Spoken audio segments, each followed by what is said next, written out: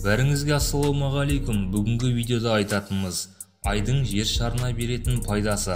Видеоны соңына дейін қарап пікірлеріңізді қалдырып кетіңіздер. Ғарыш техникасы күнбе-күнге дамып келуі адамдардың бірнеше онжылдықтан кейін айды толық игеруге мүмкіндік береді. Алдымен ғарыш кемелері мен станциялары едәуір үлкен геостансиялар орбиталарға айналады да, одан соң ай маңындағы кеңістікке алмасады. Геостансиялар дегеніміз не? Бұл жерден шамамен 35800 км биіктіктегі шеңберлер экваторлы орбита. Әрине адамдарға ай не үшін қажет, одан қандай пайда түседі деген сұрақтар тууы мүмкін. Адамдардың соңғы жылдардағы шаруашылық әрекеттеріне басты мақсаттарының бірі болып отыр. Оның бәрі энергия көзінің пайдалы қазбалардың таза және тұщы судың жетіспеушілігінен шығып отыр. Біздің планетамызда жоқ заттардың орнын алмастыру қажет. Сол себепті адамдар айға көз жүгіртеді. Бұл біздің ғарыш кеңістігімізде көршіміз. Айдың жерге жақындығы және жаңа ғарыш техникасының қолайлы болуы оның жердегі проблемаларды шешуге пайдалануға әкеліп соғады. Ай ресурстарының мақсатқа сәйкес қолдану деген кезде тек қана пайдалы қазбаларды іздеп, оларды өңдеу емес, табиғи серігіміз қажетті потенциалды ресурстарды ғарыш саласының дамуына сай қолдану. Қазіргі заманғы жоғары дәрежелі өнеркәсіптің өркендетілуі жылма-жыл бізді дүниежүзілік экологиялық апатқа әкелуде. Айдан ешкім сумен ауа әкелейін деп жатқан жоқ, бірақ та жердегі әсерлі зиянды реактивті мен химиялық өндіріс орындарын айға апаруға болады. Үлкен бұл жұмысты жүзеге асыру үшін қиын да ауыр жолдарды өту қажет. Міне осы жолдардың бастамасын 21 ғасырда қалау керек.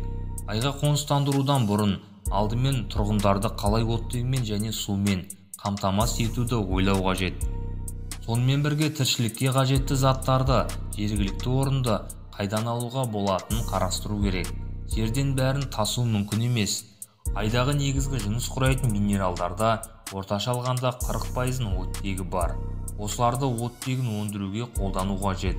Ай топырағынан оттегі ал технологиясын жердегі зертханаларда пайдаланған. ақш-та ай бетіне оттегі өндіру өнеркәсібіне автоматтандырылған завод жобасы жасалған.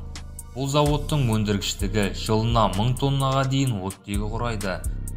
Негізгі тапсырмалардың бірі бұл суды алу және қорландыру болып табылады. Ай бетінде жоғарғы мұз жамылғылары ретінде көп су құрамының болуы мүмкін жағдайы. Соңғы ашылған ай күмбезі деп аталатын аймақ түгелімен мұз басқан. Негізгі күн желінің ағыны мен галактикалық ғарыштық сәулелер гелиймен араласқан таза сутегін құрайды.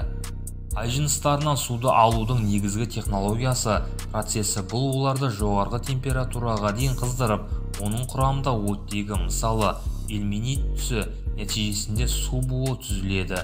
Суды алу үшін буды салқындатады. Жердегі тәжірибе бойынша 45 кг ильментті өңдегенде 450 грамм су шығатыны анықталған. Тағы бір мысал келтірейік, 40 кг ай жынысында дәрілік тоқталсақ, реголитивті адамның бір тәулікте тыныс алатын оттегісі бар. Бір сөзбен айтқанда, айда минералды шикізаттар қоры миллион.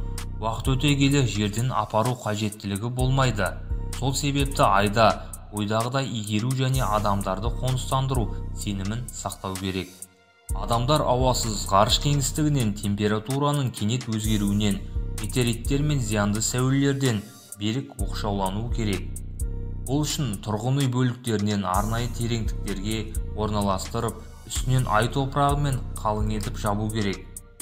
Ғарыш әлеміне орналасқан ай үйлері ауа құбырлары арқылы оның бетіне орналасқан оранжериямен байланысады. Оранжерияда әлем кеңістігінен жақсы қорғалу керек.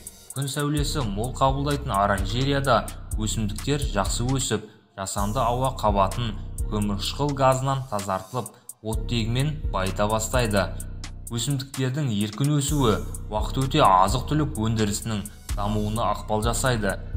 Ендігі мәселе бұл ай базаларына энергия көзін табу жолдары.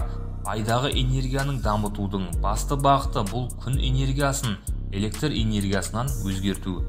Бұндай қондырғылардың келешектегі үлгісі ғарыш аппараттарында кеңінен қолданылатын күн батареялары. Энергияның шешу проблемасы басқарылатын термоядролық реакцияларға негізделіп отыр.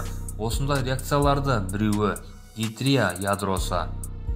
Аталған реакция аз шығынды талап етіп, радиоактивті ластану қаупі тумайды. Бұл зерттеулердің нәтижесінде айда адамдардың тіршілік етіп, жұмыс жүргізе алатынын дәлелдеді. Оның үлкен практикалық маңызын көрсетті. Адамдардың айды игеруі бұл жүзеге асыратын іс екенін көрсетті. Табиғи серігіміздің тіршілікке және табиғатқа тигізетін пайдасын қорытындылай келе, болашақ жер-ай жүйесін құру мақсатын ұсынылып отыр. Бұл жүйені келешекте практикалық маңызы зор. Өйткені жер-ай жүйесінің келесі істері жүзеге асыруда тигізетін ықпалы мол. Егер осы видеомыз ұнаса, арнамызға жазылып тіркеліп кетіңіздер. Және де өз пікірлеріңізді жаза кетіңіздер. Сіздермен болған әлем арнасы.